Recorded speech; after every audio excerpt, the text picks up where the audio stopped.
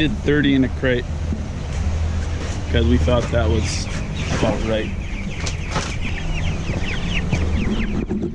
They're not piling up too terrible bad.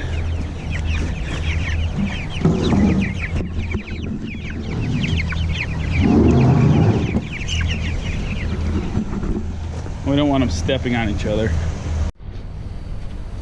Just checking the corners. Sure none of them dropped in there. We're good. Are you missing one then? Nope, we're not missing one. We have some extra actually.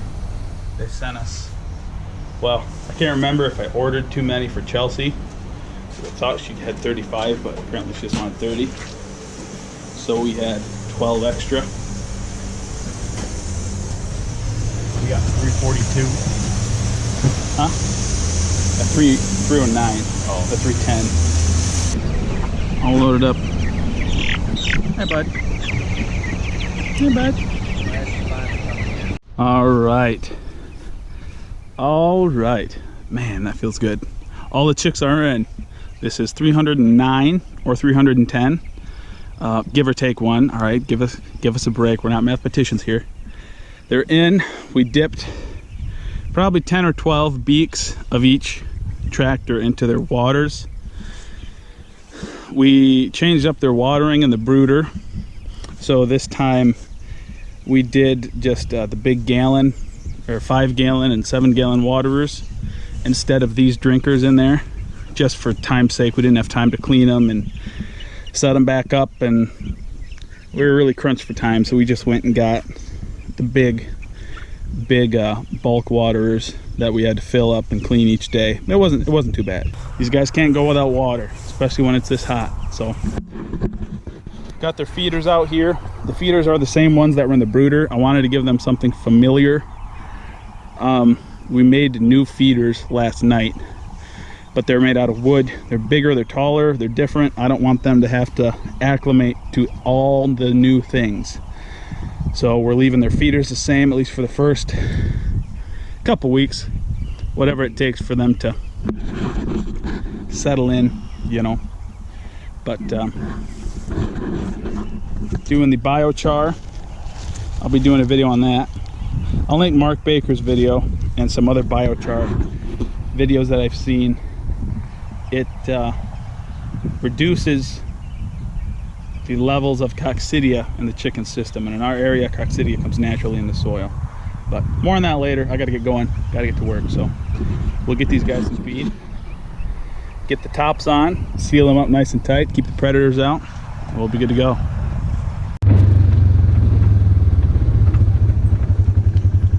Just coming here to check these guys, making sure that their water is good and that all the waters are working and no leaks are occurring that are going to drain out their water.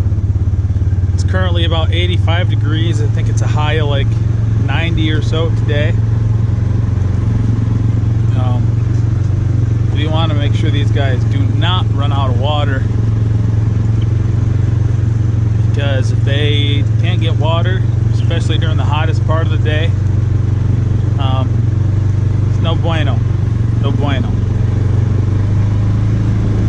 So those guys look good, water in all their drinking cups.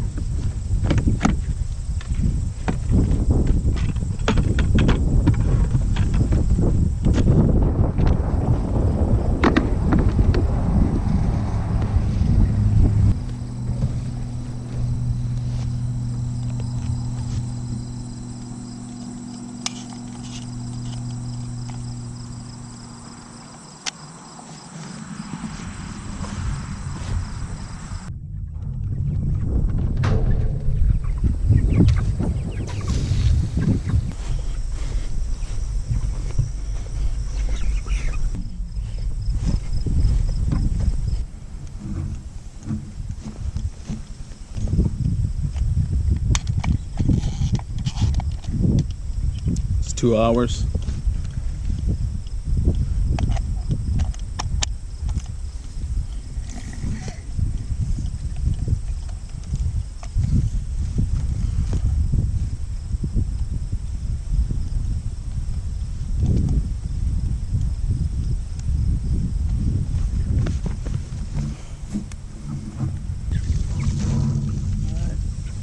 That's good and cold now.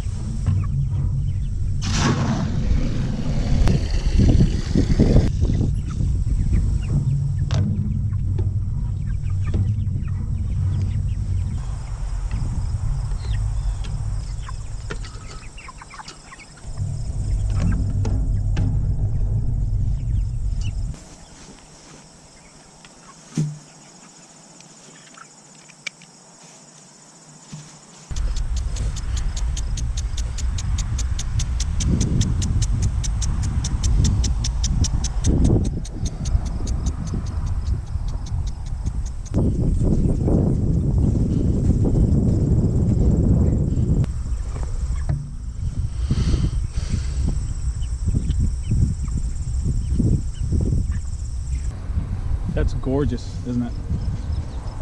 So it's been a long time since I made a video, not for lack of things that are going on, but I've been extremely busy doing all this. Oh, I see a falcon going across there. Lots of predaceous birds out here, but our design has held up. We have had 0 losses to predation. No signs of digging at all. The birds have been happy and healthy and doing very well. We've only lost 1 out of this run of 300, which is pretty crazy. Some changes that I've made since the last time is I put a handle on each chicken tractor, which we should have done right at the beginning. We made them detachable so that we could move them from tractor to tractor to save us time in the building process. We were crunched for time. I didn't start building these soon enough, and so I kind of skimped on the handles. That was kind of the last thing that we were doing, and I just wanted to make a quick fix, so we just made it, put it on clip so we can move it. So anyway, they all have handles now. The only other thing we have changed is in the drinkers. I did replace the clear tubing with black tubing. That's just to keep the algae from growing in the tubes and in the drinkers, because we were having a little issue with the drinkers not making a solid seal, and so you would get a drip, not that quickly, but you would get a slow drip. Then you would come out here in the afternoon, in the evening when you were doing chores, and one of the reservoir buckets would be 6 inches lower than the other ones. So we knew something was up. So I cleaned them really well, replaced the tubing and the gasket that is in that cheap, they're like 50 cents a piece. But I was able to take that out of there and flip it around because the small little hole that presses up against had kind of cut into it a little bit, and it was causing that not to seal all the way. So I flipped them over so that it was a fresh, clean seal, and that has been working fine. Also, like you guys saw, the irrigation system, that sounds fancy. It's just garden hoses and quick connects is what I've been calling them, kind of like an air chuck. The same thing with if you have an air compressor, the hose connections on that, it's the same thing, similar to like if you have a hydraulic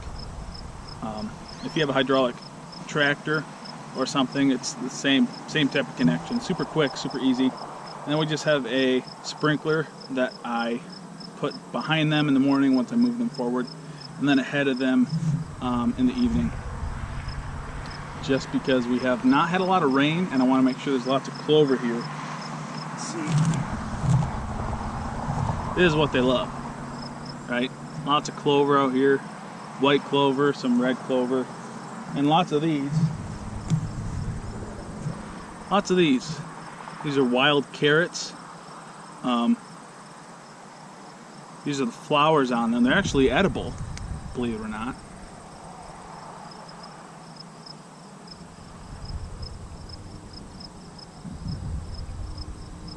and it just tastes like a really strong carrot. The chickens like them too. They'll eat the leaves and they'll eat the flowers off of them. Ugh. It's a really strong carrot. But it has been going very well. This is our third batch out here, our third batch of 300. They are almost 5 weeks old.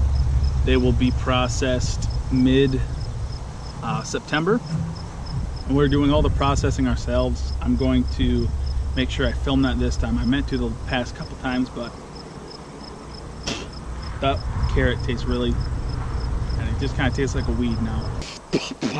But once this batch is processed and I have the numbers, oh wow, voice crack in there.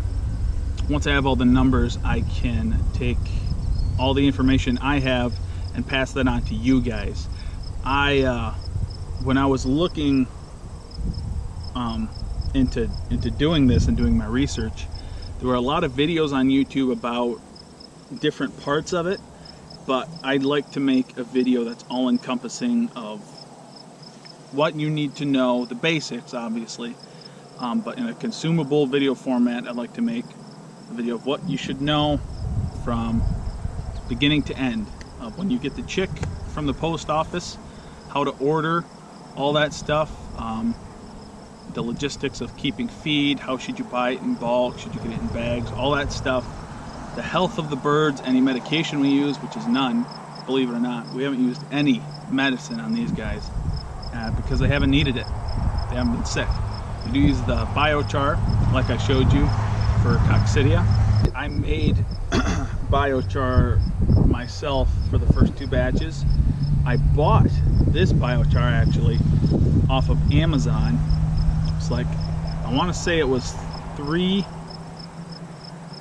cubic feet for like 56 bucks. Pretty pricey, but when I worked out how long it would take me to make that much with the system I have now, it really wasn't much time at all. It really wasn't.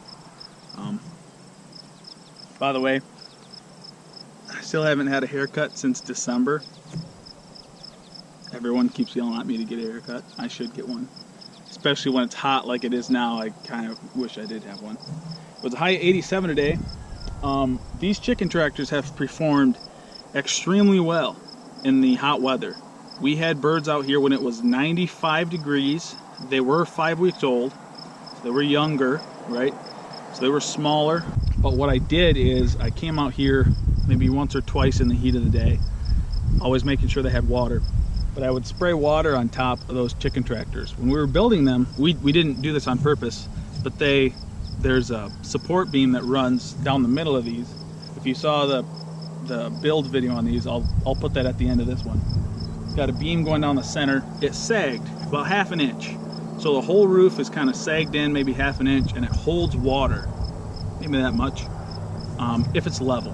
And so when it was hot, they were on level ground for the most part. And I was able to pool water up on top of the roof and really drop the temperature of the roof down and keep them comfortable. They weren't ever really panting when they were out here, and it was 95 degrees. That's hot. That's hot for Michigan. Now, they were hot in the brooder also, and I've heard that if they're exposed to high heat in the end of their brooder time period, then they can better handle warmer temperatures. That might have been the case. But the backs are also hinged, so we leave those down. I think I only left them up one night a week and a half ago when it got down to like 42 degrees or something. It was a little windy, so I put them up for one night. But that really is huge for letting air flow through the pen. We also only have half of the chicken tractor roofed. The Joel Salatin design has about 3/4 of it. One of the sections of the front would have roofing on it. We just didn't, because I didn't think we needed it, and so we just didn't put it on there, and we haven't needed it. And they all still have enough room to get underneath the roof if there's bad weather. We actually got over ½ an inch of rain. How long ago was that? 2 days ago? Early in the morning. Not early. 7 30. It only rained for 10 minutes or so. We got half an inch in a very short amount of time. And I came out here and everyone was dry, everyone was happy, everyone was doing fine. They were kind of stoked actually that it was nice and cool. Water system works good. They drink, when they're older and if it's hot, they'll drink 10 gallons per pen per day. If it's right up near the end, you know, if you're a couple days from processing and it gets really hot and you haven't lost any birds out of your pen, so there's still 75 in there, they'll be drinking, I don't know, probably close to 12 gallons, maybe 13. It depends on the weather, it depends on how old they are. This system has been working pretty well. Really doesn't take much time at all. It's been working flawlessly so far. I might change the watering system next year to something that's more beefy, just because we did have one of the drinking cups. There's 5 drinking cups per pen. We did have one of those drinking cups break on us. It wasn't a huge deal, but I had to end up replacing it when I tore them down to clean them up. We obviously use that little cart to move them. It's not ideal. I would prefer something I can slip under the back and use the length of the cart to leverage the back up instead of having to lift it like I've been doing. But it's working really well for what it is. It's just an old hand cart. It used to carry a sand aggregate for a sand blasting unit that we had some years ago in our shop at the farm. One downside to these tractors is that they are heavy. It's not a problem for me, and we did that on purpose because we don't have a dog out here. We don't have electric fence. We've heard people say that they've seen fox on top of these tractors figuring out how to get in, but they haven't figured out how to get in, and they haven't dug underneath either, because this pasture is very level and these tractors are very heavy. So how heavy are they? I don't know how heavy they are. They might weigh 180 pounds. When I do a video on these, I'll get out some scales and weigh them so you guys can get an exact weight on them. But they're easy enough for me to move. They hug the ground, super nice. Nothing is going to easily lift them up. No wear and tear on them really at all. But yeah, we're happy with them. We're happy with how it's going. Looking forward to making more videos. It's been a long time, been busy, but it's going to be nice once this gets out to you guys. If you guys want to support the channel, like, subscribe, comment, all that stuff. I love to talk to you guys in the comments. And we just hit 100 subscribers. That's pretty exciting. It only took 2 years. People say the first 100 is the hardest, and then 1,000 is much easier. I noticed that my last video I posted it on a couple of groups on Facebook, and it's now at almost 900 views. To put that into perspective, the video before that I think has got like 40 views. So I think I definitely have to share this more. But that goes to show what happens when you guys share it as well. I mean, most of the views from the videos, if people share it, come from people sharing it. Thank you guys for watching. The world's kind of crazy right now. I feel very privileged, very blessed to live in the area that I live in and have the job that I do have that allows me to enjoy this view. My goodness, it's gorgeous out here. To work with the people I work with, to be in a community that values the same things I value, and who help each other when times get tough, which I feel like we're going into more of those times. Maybe better to prepare for the worst and hope for the best than prepare for the best and have the worst happen. So that's what I've been doing. Hope you guys are doing that too. Staying safe if you're in the city, and helping those in need wherever you're at. So thank you guys for watching. I'll catch you guys on the next video.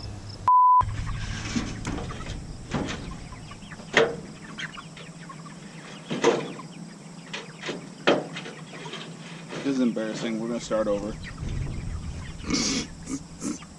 Wow, okay. Ouch. Ow. Nuggets.